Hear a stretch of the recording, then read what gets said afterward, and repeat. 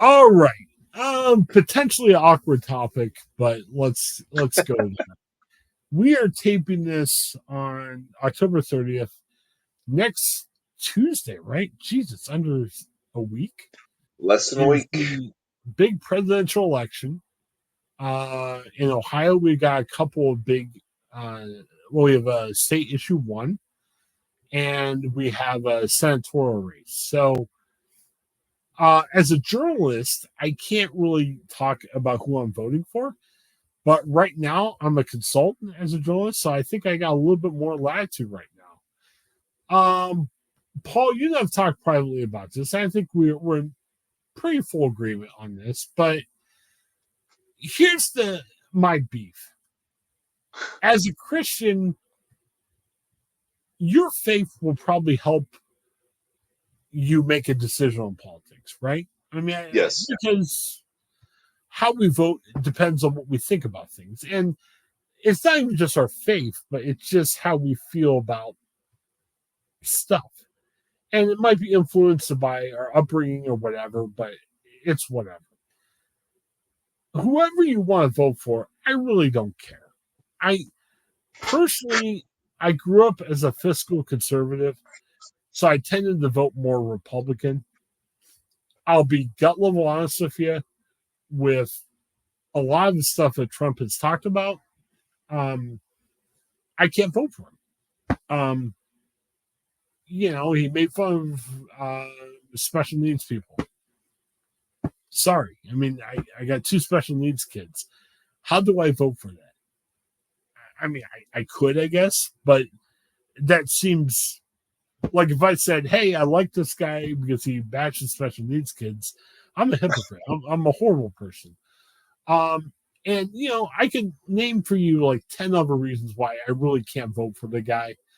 But what bothers me, and it's Trump, but it's probably the whole party, there's this whole feel of we're God's party. Like if God would come down, God would be a Republican or God would support Trump. Yeah. There's a lot of memes out there, and to give Trump a little credit, I don't think Trump's behind these memes, but there's a lot of creepy memes like Jesus having his hands on Trump's shoulders. And I don't even think Trump cares or has any feeling about that. So it's not a Trump thing, but there's a bunch of really creepy stuff. And if you're a Christian out there and you say, hey, I think Trump's a better candidate, hey, we'll agree to disagree. It's like my friends who are Browns fans. I mean, sorry, Steelers are the better team. But if you like the Browns, we'll agree to disagree. What gets me, like I said before, is just the whole idea of, hey, I'm a Christian, you better vote for Trump. Mark Driscoll, a pastor I used to like a lot, and I'm probably weird for saying that. He's a huge Trump guy. He had like a tweet, well, if you would love Jesus, you got to vote for Trump because Trump doesn't like abortion, and he never said that. So I don't know. So I mean, we can talk about this for hours. We can talk about this for a few minutes.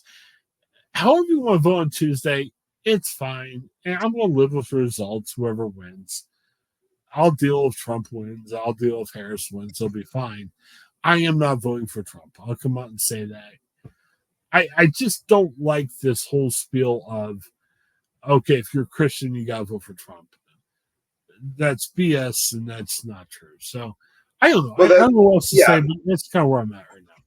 because there's the narrative that Christians need to vote the Bible, and that's if you're outside of the evangelical circle. When someone says you vote the Bible, that's code. It's code for you have to vote against abortion, you have to vote against gay rights, and that those obviously wherever you fall on those two issues, faith does play a part. Uh, but my concern is always if you're going to vote the Bible, then vote the Bible because the Bible, the Old Testament is filled with rebukes from God to Israel because of how they were oppressing the poor, because of how, these admonitions to welcome the alien and the stranger like they were one of you. There's admonitions about loving your neighbor as yourself. I mean, voting the Bible for me isn't just about two issues. It's about voting the Bible, and voting pro life means that I want to vote for someone who's going to do something about school shootings and not just be like, it's a matter of life. What are you going to do? Um, what do you Well, do about injustice and poverty? And there's a lot of issues that the Bible speaks to other than just those two. And not only with that, but there's also the reality of to what extent do we want to legally mandate our faith? Would I want a Muslim legally mandating their faith and recognizing that America as this melting pot? Is it appropriate for me to legally mandate essentially my faith? So for me, it's not as cut and dry as, well, one person, and again, it all becomes the narrative that we tell. Like, one person just wants to kill babies, but they don't want to kill babies. They're just saying the government shouldn't be the one to tell you what to do if your life's on the line. If my wife's pregnant, um, I know how my faith is going to shape that decision if her life is at risk, but I don't I don't really want the government calling me up saying, "Hey, this is what you have to do." So it's yeah, I think there's some, we like to just everything's black and white, but there's quite a bit of nuance to be discussed. yeah, I don't think I could ever say I'm comfortable with abortion, but I've heard some good arguments, not just from faith people like you, but I've heard some from politicians that talk about and say, should we be telling people what to do with their bodies? And I've literally had a talk with my wife about this, where I say, I can never come out in support of abortion, but I'm starting to think it's possible to be opposed against abortion, but to allow women to have the right to choose. Because the government, I don't know if the government should be telling you how to live your life. Now, as a Christian and as a believer, and in hopes that everyone would get to know Jesus, yeah, I don't agree with abortion, but is the government making that choice, or should we make that choice with our hearts? Yeah, I think there's a point where, yeah, I think there should be some regulation, so it can't just be like, I decided I don't want to be pregnant after all. Like, Hmm. that is a life. But if you've got a situation where, again, the mother's life is, or uh, I was gonna give a couple examples, but I'd rather not do that. But let me just give the hypothetical. My wife is pregnant, and the doctor's like, "Look, I don't. It's very unlikely that mother and baby survive this. We have to make a choice." Um, that's a tough choice that we would make based on our faith, but I really don't want the government telling us what that choice needs to be. Now, if it's just kind of I changed my mind, don't want to be pregnant, that's, we got to rein that in. But it's hard to say, we want, the same people who want all abortions illegal are the same people who are like, government can't tell me to wear a mask. I don't have to wear a mask if I don't want to wear a mask. Or, hey, government can't tell me I can't own a powerful machine gun. So I don't care if kids are getting shot in schools. I want to own my machine gun. Like, okay, you're Well, kind of talking out both sides of your mouth here. I think that there are a lot of abortion supporters who, yeah, nobody's sitting out there going, yes, let's kill babies, yay, and they're high fiving each other. I do think, though, that abortion supporters are saying, hey, the woman's right to choose. And I think if they're completely honest, they're not into, oh, well, we need to talk about the exceptions. They're talking about the exceptions to justify what they're doing. But I think that we've done a poor job in this country of really regulating when life really starts. Like, as Christians, we believe that life starts at conception. I think for some reason that we've kind of stunk at proving that overall. you know, so if you could prove legally that life begins at conception, then you could look at abortion not from a moral side, but just from the side saying, hey, if life begins at conception, now you're breaking the rights of the baby, so abortion should be illegal. You know what I mean? And Yeah, for some and reason, they've never been able to prove again, where that gets complicated is you've got two lives that are intricately that. connected Right, now. right, right. Whereas, so it's yeah, What what where what it's maybe both can't survive. And again, right, that's a heartbreaking and horrible decision to have to make. But I, I think the family, based on their faith and their doctor's advice, are probably the best to make that judgment for them. and this is just my own opinion, but I think there's more cases than we know of where sometimes the woman just doesn't feel like having the baby. Not that they're saying, "Yay, I killed a child." No one's saying that, but I think there are some cases where the woman says, "Hey, I just can't have a baby right now for a variety of reasons." And I Yeah, and wish, again, with that, it comes up to it's you know bringing up other issues related to that. Like, okay, right, then what are we doing to address poverty? What do we do? I mean, right. are we Oh going yeah, to ensure that exactly. this child's cared for, daycare, schooling, making sure that they have food to eat? Does the care stop once they're born, or is there an inclusive life plan for, the adoption system? Like, are we ready to look at all of those issues together? Right. So again, I'm always going to be against abortion. I don't know if it's the government's, if it's smart for the government to choose, because again, once they ever talked about men, hey, you got to do this by a certain age or whatever. I mean, I don't think as guys we would like that. It's not right.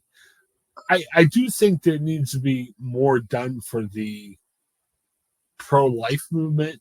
And again, I think if there's a way we could better define that life begins at conception, now you can stop abortion more, but you stop it more from the legal right. But you're right too. There is the woman's life in the balance too, and you need to have exceptions either way for it.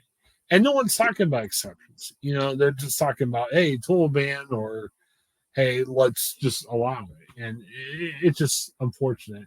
And Yeah, again, because we polarize everything because yeah, that's what gets the people talking, and that's what people buzz about. We don't look at it's kind of like this. Republicans don't want any abortions under any circumstances. The Democrats, they just want to throw parties and kill babies. Like, right. can, can we calm down and just talk about just, you know, yeah, there needs to be a point where after, it needs to be very rare. After a certain number of weeks, it should be an incredibly rare thing because it is taking a life and it's horrible. But there are some cases. Just have a rational conversation about things. Well, and I like what you said. If you really want to have a pro life attitude, and I think, and now watch, I'm going to start telling you how to vote now. And the whole point of this is not to. But for Chris Pugh talking, it would be nice for Christians to have a total pro life attitude. And again, that's pro life when it comes to birth, it's pro life when it comes to how we care for people, how we offer health care. I mean, good night. Lately, with the Republicans, there's rumors that they're going to try to do away with the Affordable Care Act. Well, so how are you helping people with their life if you're not giving them appropriate health care? I mean, that's a huge issue. Yeah. And you can go off as much as you want about abortion, but to me, that's not being able to provide health care is like how you providing for any quality of life, period, which is very Well, unfortunate. and then from I keep coming back to this one, but again, we go to this extreme. The Republicans, like, Democrats want to take all your guns away. Like, no, they don't. Yeah. What they're saying is that the ordinary person, there's no reason you need a high powered machine gun at the ready. Like, you have your gun, you want to defend yourself, go hunting. There's no scenario where you need to shoot 60 bullets in 10 seconds or whatever. Because those are the guns that are going in and wiping out classrooms of kids. Uh, can we stop that? Well, and then getting toward the end of life, again, the healthcare is a concern, but also, I'm changed about a lot of stuff, and like the death penalty, I'm uncomfortable with the death penalty, to be honest with you. So just a couple weeks ago, I forget what state it was, a man was executed.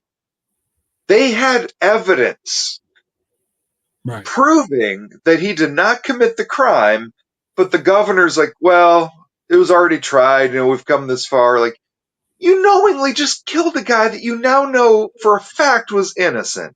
That is not okay. We're not, and again, I'm trying to get a Christian perspective here. We're not rehabilitating people in prisons, and it's. I mean, love to have a couple of guests on to talk about that. And we might do that on the show down the road. Restorative justice can be a thing. And so I guess overall, as a Christian, let's take a look at pro life from birth to death, pretty much. And let's be honest, I don't think either party's totally pro life for a variety of reasons, but I think, and again, I'm looking at this objectively. I think overall, in general, Democrats have more of a better overall pro-life angle on it. Now, again, I don't think that necessarily means the Christians need to vote Democrat or Republican. I think we need to hold everybody's feet to the fire. But the whole crap that I'm seeing about, you're a Christian, so vote Republican, it's bad. It's a lie. It's not true at all. And I know there's all kinds of things that can skew numbers, but the number of abortions since Roe versus Wade, abortions decrease more under Democrat presidents than Republican for whatever reason. And I think part of that might, Republicans, or at least they used to be like, defund Planned Parenthood. It's like, but Planned Parenthood also is an affordable place for women's health and contraceptives for those who can't afford it otherwise. And if you take away from those programs, now you're increasing the number of women who are getting pregnant. It's just so maddening that we isolate and just take a very surface level view of a couple of issues, and just we've got the full witness of scripture at our defense. And if you think that the Republicans or Democrats, either one, has kind of a monopoly on fully embracing biblical values, you're not looking carefully enough, because they both have some home runs and they both got some big swings and misses. And Republicans, they don't all agree on how they feel about abortion. I mean, yeah, if you just want to look at from the singular abortion issue, Republicans tend to be a little bit more pro-life on the abortion issue, but they're not, Trump and some of the other people, they don't agree with what they're going to do with it. So don't come at me with, Republicans are so anti-abortion. They're not. Everyone has different feelings. The Republican Party hasn't even figured out what they're deciding to do. So don't vote. Well, and that yeah, I want the narrative to change, because I'm tired of pro-life, because I hear conservative voters who are dear friends of mine, that they love going to these wild game dinners, and there's like, you can win a gun as a door prize. Like, really? You can just, anybody can just show up and walk out with a gun? If you're pro-life, both political parties should hate you, because you should be very anti-abortion, but you should be very anti-guns. You should be anti-death penalty. You should be anti a bunch of stuff. And again, And because it's just affected my mother-in-law, whose husband was in a nursing home for 2 years before he passed away. Um, she Yeah. she essentially had to bankrupt herself so that Right. Medicare would treat him in his final two. How's how's that okay? Right. What are we going to do about that? Well, I've got heart disease. They told me I got 3 pills I need to take probably every day until the end of my life. And again, I could live a real long life. I'm not saying I'm going to die anytime soon. But man, I've got a good job. I've got decent health care now.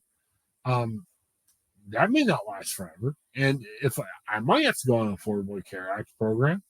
And hey, if I don't have my heart disease medicine, I might be in trouble. It just, it's not, we're just not being smart. And I don't want to keep it too long, Paul, but if we're talking election, we got to talk a little about the immigration thing. Um, in America, we're made up of a bunch of different countries, a bunch of different nationalities.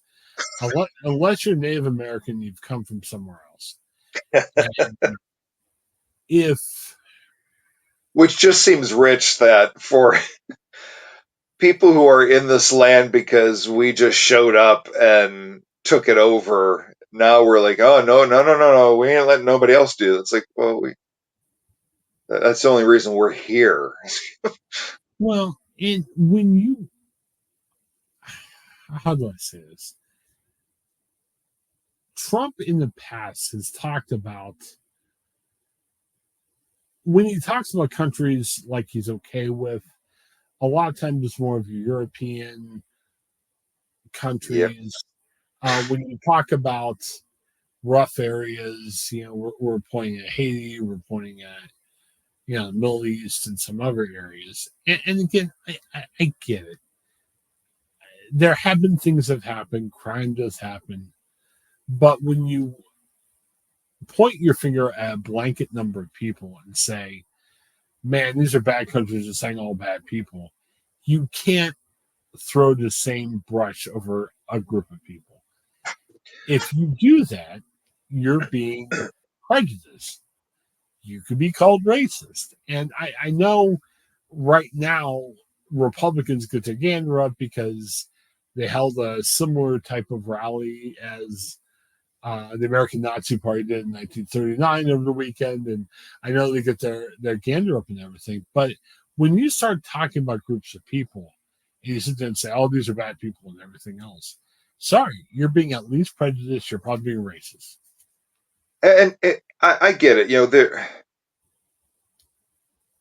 It's best for the country if we crack down on the process. But the process, you've got people who have nothing but the clothes on their back, will come here legally, wait 10 years and pay thousands and thousands of dollars to get like that. Okay, that's not an option. But I get if you want to deal with your immigration policy, but don't make it your primary campaign issue when you told all the Republicans in Congress to vote no on a bipartisan bill to deal with the border. And do not, as you were pointing at you, do not call them scum or vermin or animals. These are human beings. Do not objectify because when you start dehumanizing people. I mean, I think about the reality. I'm not trying to go too crazy here, but so Trump says there's about 20 million people who need to be deported, and day one he's going to do this massive deportation. You can't get 20 million people out of your country in one day. So what do you do with them? You're going to have to house them all somewhere. You're going to have to kind of make a little camp for these non-humans, and that's language that scares me. Well, and you look, and I know it's easy to point the finger at Nazis and hey, they had some camps back then. So I mean, you're saying some of the same stuff. But even if you don't want to go to the Japanese part, I mean, they put, I mean, I'm sorry, the Nazi part.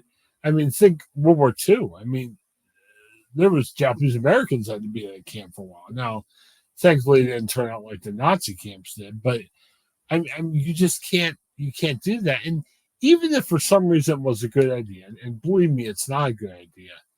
Look at it from the economic side. I've heard 1 million people could be deported. You said you heard like 20 million. How do you Well, pay? that's the number he's throwing out there. Well, even if it's like 500,000, how do you pay for that? Say, say somebody could call us now and maybe they're like, oh, we should do that. And we're like, oh, that's a great idea, which it's not. It's a dumb idea. But even if someone convinced it was a great idea, how do you pay for it now with all the issues the government has financially? You know?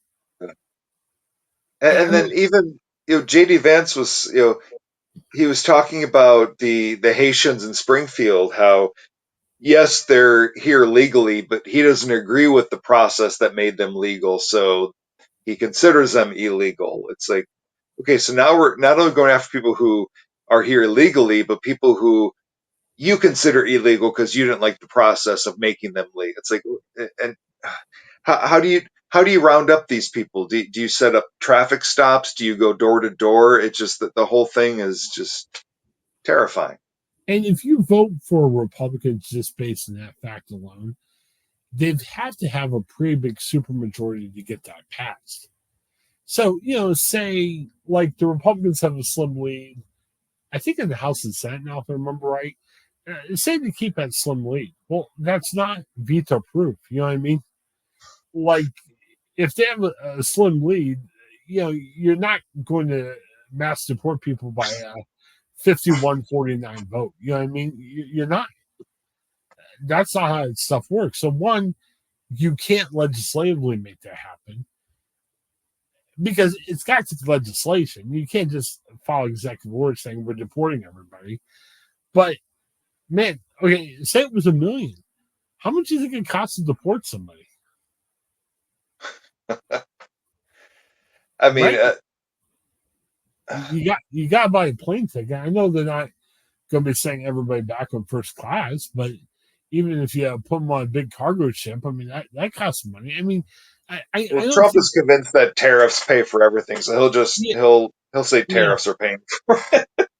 And whenever you're targeting people of color, that's not like if you're picking countries you want to deport people from, you're not saying that. And even if you could show me stats saying, okay, the crime for Haitian immigrants is higher than some other people, well, look at jails. It's not that Haitians commit all the crimes. There's just as many white people commit crimes and everything. So it's like, what? I mean, it's not sound logic, even if you just look at it from a logic policy. But secondly, you know, we're called to love one another. And yeah, I mean, there is a semblance of justice we have to follow, but this sounds like very proactive in the way we're doing justice. It's not like, oh, Paul, some immigrant committed a horrible crime against your family. Okay, that's one thing if they commit a crime. It seems like we're kind of pre-predicting stuff, so we're going to deport people. Like, I don't get that at all. It's wrong. And it's wrong. Like we had the guy from Springfield on here the other day, and he was talking about it. It's kind of messed up the city down there. And not the fact there's immigrants, but the fact that it's not becoming a political issue. So we're just not, we're not being smart. And again, if you're sitting out there and you say, hey, I still like Trump better than Harris, okay, vote for Trump. It's fine. But don't attach your faith to the vote for Trump. I mean, you can vote for whoever you want. You can follow whatever football team you want. I don't have to agree with it. And I'll live with it. If you like Trump, I'll live with it. It's fine. He's not for me, but I'm not going to stop talking to anybody who likes Trump or whatever. I can get over it and everything. But don't come at me with saying my faith says I need to vote for Trump or you should vote Well, for Trump because of I don't mind that, and it could be semantics, but I don't mind someone saying, based on how my faith guides me, I'm voting for Trump. I'm okay with yeah, that, but you're fine. I think someone's faith could also lead them in a way that says, I think Harris is the better candidate. What I don't like at all is you cannot vote for Harris and call yourself a Christian, because what you've done is this is what made the Apostle Paul just blow up at the Galatian church. They said being a follower of Jesus was Jesus plus this, Jesus plus keeping the Jewish laws. And we're saying being a follower of Jesus means Jesus plus not voting for Harris. And that's a you've bought into this narrative that faith only informs two select issues rather than there's probably a truckload of about 200 issues that our faith would speak to as we come into next Tuesday, and you've just picked up two of them and you've ignored another 198. And I'll say too, there's been times where, from a faith perspective, I would vote for lesser of two evils if I didn't like either candidate. I'm not doing that anymore. And I would suggest if you're out there and you have problems with both Trump and Harris, leave it blank. You can vote and leave stuff blank. Doesn't make you any less of a person or a Christian or American. Hey, if you don't like your choice, just don't vote for that. You can leave your presidential choice blank if you really don't feel into either candidate. There's nothing wrong with that. I don't know. So we're vetting here, but just wanted to get some stuff out there. And Yeah. again, And I mean, our faith calls us to be people of love and peace. right. I'm not saying I'm voting for Harris. I'm just saying Trump has campaigned this whole time of like he's gonna like he's happy to drop a grenade in a town and walk away and not care about. I mean, he's wreaked havoc in Springfield and just walks away la di da. People are. I heard a comedian talk about this yesterday. Like we are not pawns in a game. That this is Right. real life, and the things you say impact real people's lives. And if you're out there thinking that Trump's is great, look at the rally in New York. I mean, he's sworn on stage about Harris. And even if Harris was a bad person, and there's no indication she is, as Christians, we don't swear at other people. You know what I mean? You don't do that. You look at the rally the other day. It was stupid that he invited a comedian to speak at the rally. Sorry, comedians don't speak at rallies. Okay. And there's an insult comedian. And I've heard the guy before. The guy's made me laugh from time to time. He's an insult comedian. He's going to insult everybody. So you couldn't vouch for the fact that the guy is going. And if you ask an insult comedian to come and speak at an event, what's he going to do? You know, he's going to insult everybody. And it was an inappropriate remark to make at a political event. And I understand the faction of people out there that say, hey, he said worse. And I get it, he has said worse and everything. But when you bring somebody up at a political event to make comments, you got to be aware of your surrounding. And the guy clearly wasn't. And if you don't care, if you're like, well, it is a pile of garbage in Puerto Rico, and you know, and like J.D. Vance will say, well, it's clearly a joke. Well, if you're at a political rally and you're making comments about people, don't make jokes like that. Like joke Yeah, about, hey, the Knicks stink this year, ha ha ha. You know what I mean? But to sit there and call areas, and if that's a joke, so we're joking about areas you're governing, and like it seemed to be very. The logic was ill-fated, and you had other guys there that I don't want to swear. I don't swear, but there's a talk show that called Hillary Clinton the son of a bee, and I'm sitting here like, and you may sit here, you may not like Hillary Clinton. There's nothing wrong with Hillary Clinton, but no matter what you think about her, nobody's a SOB. You know, sorry, don't say that about somebody, especially publicly. Rudy Giuliani, I guess he was an admirable character around 9/11, but Rudy, his best days have been by him. He's like a 70-year-old quarterback trying to play in the NFL. I don't know if you saw this, Paul. He spoke about East Palestine, the area in the Young Center that had that really horrible train derailment. And he's like, yeah, West Palestine, they had a subway derailment. No, it's called East Palestine. And it was a train derailment. It's a very small rural area. They don't have subways going through. And the guy didn't even say that. And again, I know look, we've talked for the past 2 hours. I'm sure if you deep analyze everything I've said, I probably have messed up something here and there. But you're speaking of a political event about the leader of a free world, and you sound drunk, and you're not even saying the city's name right. I mean, come on. I What are mean, we doing? It's just I, however this pans out, I I need the Republicans, and the sooner this happens, the better, but to distance from Trump, because oh, what's been going on these past cycles is, I mean, Saturday Night Live doesn't even have to write parodies. They can just act out exactly what happened, and it's funny, but it's also sad. I mean, the politics has become this really ugly circus. I mean, it just go back to it's almost you should go back and just watch John McCain and Barack Obama debate. yeah. So What is different than what we've been watching the past couple campaigns. Oh, I miss John McCain so bad.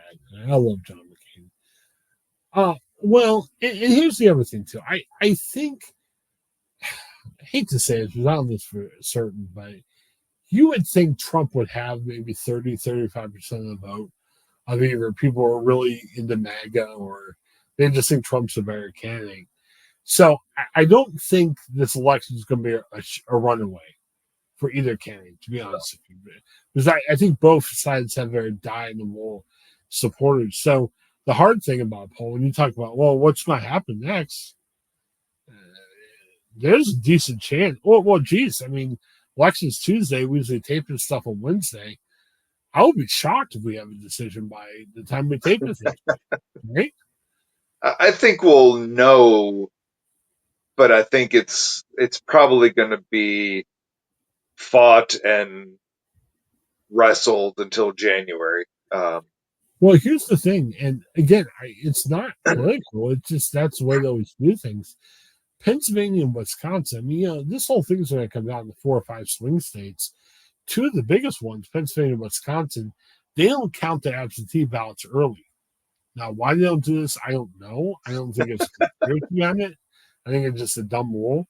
Well, if you do that, it's going to be close. You know what I mean? Like, unless yeah, one side or the other has a huge win in Pennsylvania, I'm hearing Pennsylvania could be, razor tight. So if they do that, and it's a lot more absentee ballots, I mean, we're going to be counting absentee ballots for a week. And that's what happened last time when Biden beat Trump. So it's going to take a while. And the sad thing about it is you're hearing, I saw Trump had a press conference talking about, this irregularity is already happening in the ballots. Well, what that means, he's setting up his case for if he loses, He's I going to, just I don't like Joe Rogan, but I love when he was interviewing Trump and Trump said that he's gonna, some other time he'll bring out all the papers and he'll be shocked by what all these papers say. And after losing 60 court cases about the election, he's like, "Oh, I've got all these papers." And Rogan's like, "Do you ever plan on releasing those?"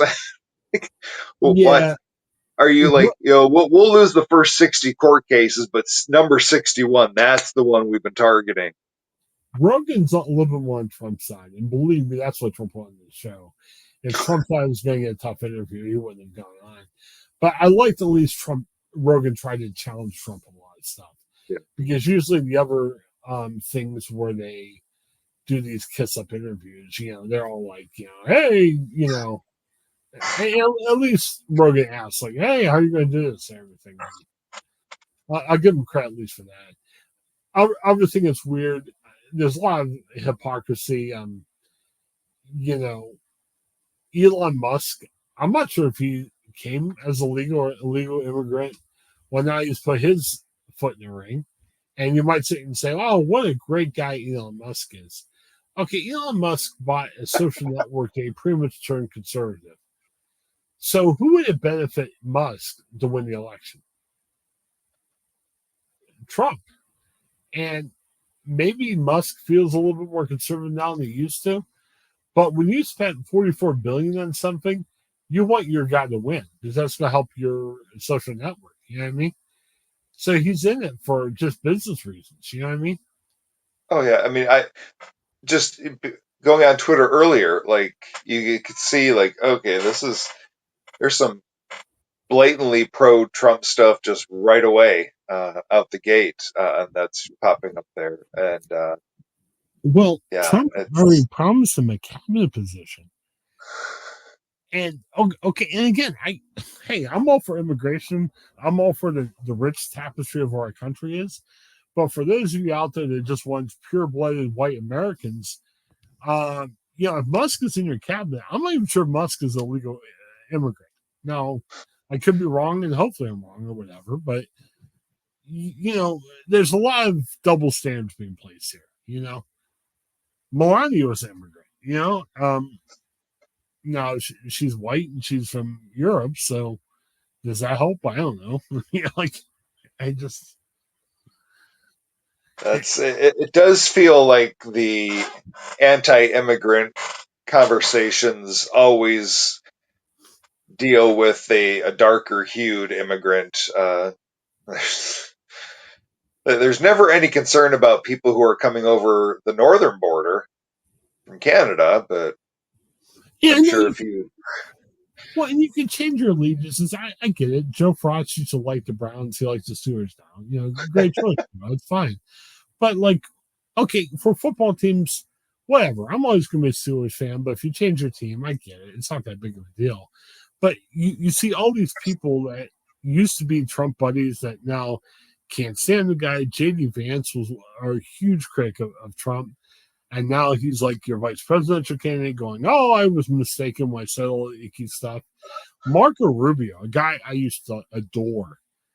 He was very moderate. He was very critical of Trump.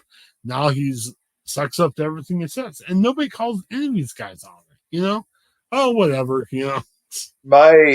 the guy I will not let off the hook is Ted Cruz. Just to Yeah. your face insults your wife, and you are now kissing up to the same person. I mean, you've got that where people who used to hate him are now, I think, in hopes of personal gain, sucking up to him. But then you've got people who were Right. close to him, worked with him, who are now like, this guy should not be allowed near. If his chief of staff is telling you you shouldn't vote for this guy, that that should concern you. If you're if the guy's vice president is like, no, these are the people who worked with him every day, and they're either saying don't vote for him or they've gone to jail. That's Well, and who is Trump's type? Like, look at the Celebrity Apprentice. You get these like grade A stars or probably now grade B stars. They appear on The Apprentice in hopes that they can revive their career. If you look at that guest list for that New York, and he's had the same people out in other appearances for him, you never see these grade A stars who are like, "Hey, I'm a grade A star. Uh, I probably shouldn't say who I want to win, but I'm going to pick Harris or Trump." You don't see that for Trump. You see all these grade B stars that you kind of wonder and say, Hulk Hogan, when has he been relevant last? Okay, so if he comes out in support of Trump, Trump's got a lot of fans out there. So is he gaining some more popularity for himself because he's supporting Trump? It makes you think sometimes. Dr. Phil came out and gave a big speech for Trump. Where have you seen Dr. Phil last? I mean, I'll tell you, Paul. We do what we do for the podcast is we like to talk about what we talk about. If we just wanted to make money, we'd be like a pro-Trump or anti-Trump podcast because there's a lot of people that fall into that crowd. And I look at Trump supporters, the ones that speak out for him, and it's like this random celebrity apprentice cut list. And yeah, he's not pulling the grade A celebrities for one, but two, I don't know how much these guys are really into Trump, or is they just saying, "Hey, let me attach my name to the someone who a lot of people like, and maybe right, they'll because like me on that." the people who are huge Dr. Phil fans who might be like, oh, now that Dr. Phil's endorsing him, I'm gonna like those people were already gonna vote for Trump. The people who don't see Hulk Hogan as a problematic figure, if like, oh, Hulk's endorsing, so they were voting for Trump already. Um, eh, Kid Rock fans aren't going to vote for Trump just because of Kid Rock. They were already going to vote. So none of those people are like, oh, now that they've come out in support, I think I'll. And the only person I think does that is you might have the Taylor Swift fans who maybe they're voting for the first time, or it's like, okay, I know that Taylor likes Harris, so I'm. That's the only person I can think who maybe actually could have won some votes with an endorsement. The others are like, if you were a Dr. Phil fan, you were voting for. I mean, you were voting for Trump already. That's not as. I don't think people were like, I was going to vote for Harris, but then I saw Dr. Phil endorse Trump. I think I'm going to change my vote. If I'm a grade A celebrity, I wouldn't endorse either one because that No. damages the brand. You know, like at work, I do public relations. We had a big talk about Trump going to McDonald's to, you know, and well, for a political figure, it's smart if they do that because you help your own brand. But if I'm a McDonald's, and McDonald's did a pretty good way of explaining it, and they kind of say, "Hey, we're endorsing everybody," and we offered Harris a chance of, and Harris didn't respond or whatever. But I'm sorry, anytime you do anything that alienates half your base, don't do it. Dumb move for by McDonald's, to say the least.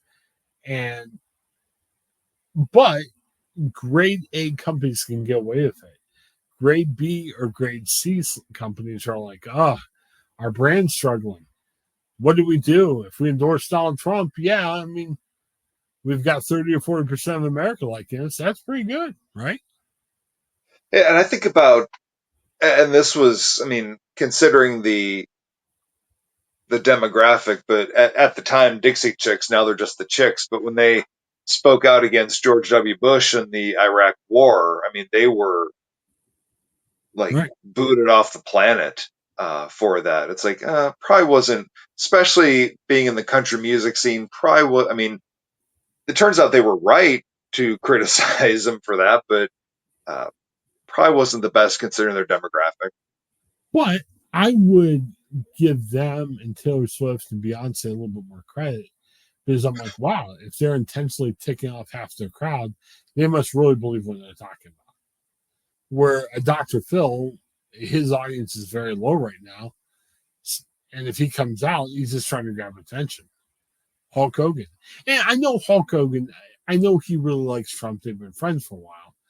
But sorry, if I'm Hulk Hogan, I'm endorsing one or the other just to get some attention where I don't have any in the past.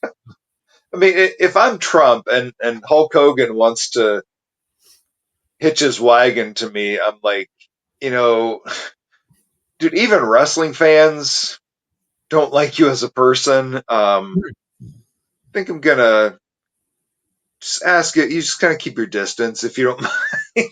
But Trump's all about the crowd sizes. It's all about, hey, Oh yeah, look, this person celebrates me.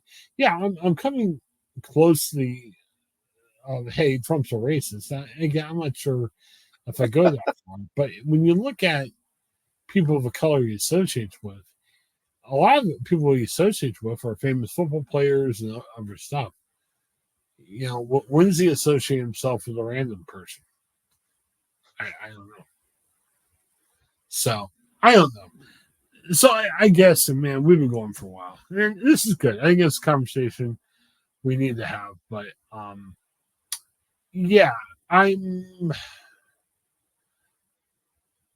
I'm voting Harris not because I'm a huge Harris supporter. I'm voting Harris. I I'm seeing a lot of things that unnerve me about Trump, and I don't think Harris is a bad candidate. It's not a lesser of two evils. I think Harris would be fine in the office, but more of my move is because I'm afraid of what could happen. And I'll tell you real quick the other two issues in Ohio. Issue one, it's about gerrymandering. And say what you want about the yes supporters of issue one, but right now our lines suck in Ohio. The borders are really of these congressional districts.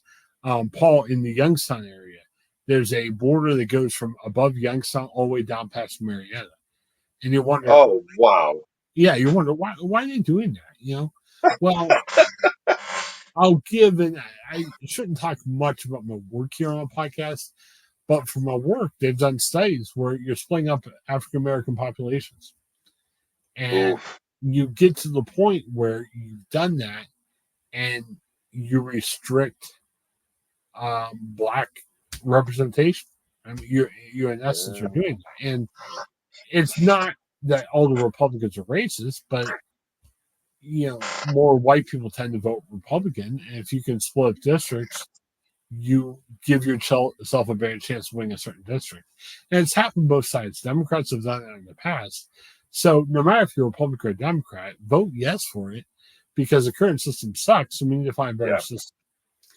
I mean, But it's a stupid system where just whatever party wins the governor's mansion can just create whatever districts they want. Like, no, I think that should be reeled back to let well, there be agreement among all the citizens or a representation of that to figure it out. and Republicans are mad right now because they have a super majority.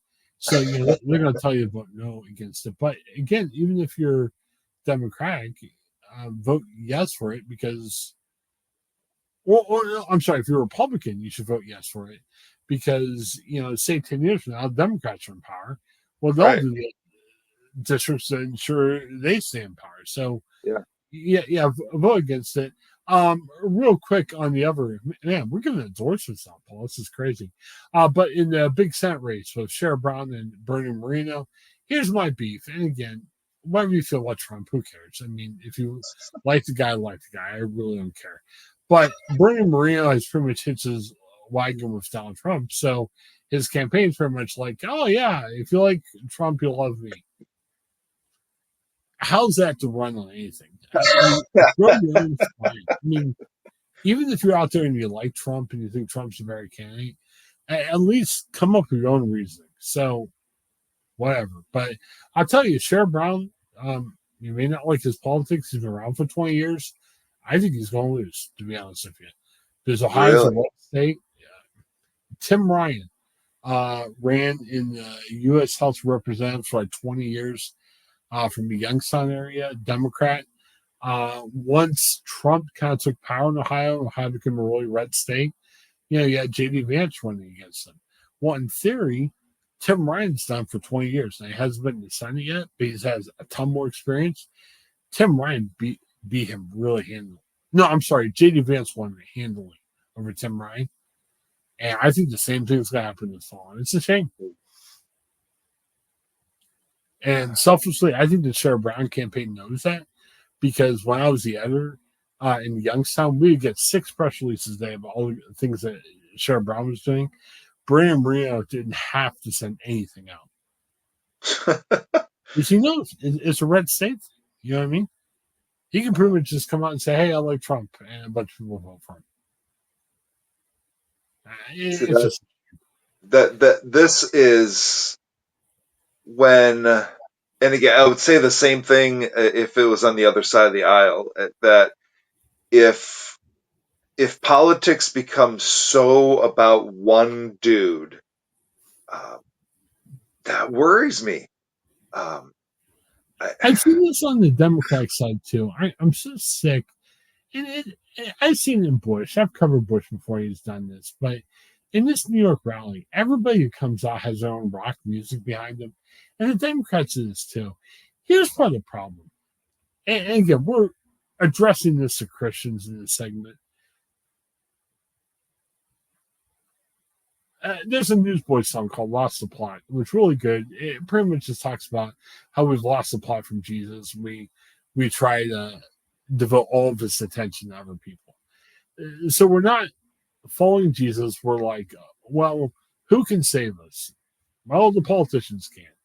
So we put all this focus on politicians where we worship Trump or we hate Trump, and we're just like, well, the politician can save us. No, they can't. Jesus can save us. And in that New York rally, I just saw this adoration for people that don't like the word them. They're it's we've lost our focus, Paul. I mean, that's really. I I mean, mean, that's why I mean, to come to a point where the QAnon shaman is running for political office. I mean, like, well, but I, I wish, I know if I'm alive in 50 years, I'm going to be 100 years old and I'm probably going to be out of it. But in about 50 years, I can only imagine the kind of analysis that'll be done. Like, what happened from 26? Like, what was that all about? you should check out Idiocracy. It was just a goofy movie that came out. Very off the wall, but it does resemble where we're at as a country a little bit. It's just kind of nuts, but yeah, it's unfortunate. So we'll keep talking about this. And again, this is not a politics podcast, and believe me, we'll come up with some goofball stories to talk about next week. Just wanted to make sure people understood where we stood, and just make your own thoughts. Don't have someone throw faith in it. I know Paul's not a politics preaching pastor. Do you ever get flack from people by not doing that as much? Or Yes, there are people who are, I think, a little annoyed that I haven't said. I mean, and again, I've been pretty clear. I'm not voting for Trump, but I still haven't said how I'm voting because there are more than two options. But and I publicly, I prefer to keep it that way. yeah, Privately, I'll tell you who I'll vote for, but it's well, like I said, that'll be a subscription site. So pay $15 a month. Paul look at the camera and tell you who's voting for. So, I don't know. Hey, Paul, you've been kind. I'm looking at the clock, and I gotta get up early, and you gotta get up early. Thank you for your time, as always. Much appreciated. And like I said, I know we kind of went off a little bit longer on this, but kind of want to give you our thoughts about the election. Let us know what you think. I know when we do you this, sure you want that? yeah, good Lord, it's my notifications are going to start popping up. But we feel strongly about where we're at, but this is all politics I'm going to do. I've been approached to say, call people for RK. No, I'm not going to. I'll share this on our social like we do other places, and feel free to share on. If you don't agree, leave a comment. I know it's going to get ugly, but why not? But again, appreciate the spirit that we're going in. And here's what we should be like as a country. If you're looking at this and saying, oh my gosh, Paul's a pastor and Chris is the son of a pastor, how dare they say what they said? They're evil. Okay, if you feel that way, you feel that way. But understand where we're coming from on this. And even if you don't agree with our reason, please understand where we're coming from. I guess that's all I would ask. So, anything else, Paul, on this? I know we could Just uh, talk over 10 I, hours, but I am voting to move our country in the direction of decency, civility, and to stop the everything is just. I mean, everybody is so angry and ramped up and divided. Like I'm voting in the direction of let's all calm down and and you would take a trust the breath. process. And I'm saying this if my side doesn't win. Don't be out there in the courts. Don't storm the Capitol or anything. If your side loses, get ticked off, do whatever, but don't let it go. You know what I mean? Find a better candidate. Yeah, okay. I look at politics like a rivalry. I like the Steelers, other people like the Browns. I get honked off when the Steelers and the Browns. Remember when, what was like 2 years ago when the Browns won by a field goal? Man, I was ticked on the podcast, and I was ticked at everyone involved in that game and everything. Okay, so if your side loses on Tuesday or Wednesday, whenever it decided, yeah, get ticked off. say something on Facebook, whatever the case might be. But understand if your side loses, work hard next time. Stop complaining or whatever. I'm done with that. I can't go for another January 6th or whatever else is planned. So I don't know. And Donald Trump, you're 78. Oh, geez, yeah. You're 78, and Biden's got a cognitive decline right now. What do you think's going to happen 4 years from now? And I know Trump's the healthiest, whatever his doctors want us to believe about him. But sorry, if you're 78, add 4 years to that, and you can't 100% guarantee that he's not going to be the same in 4 years. I mean, come on. It's a shame, but don't get suckered in, Christians, okay? If you vote for Trump because you think it's a better choice, go for it. But don't get suckered in because there's no other option. There is other options. So.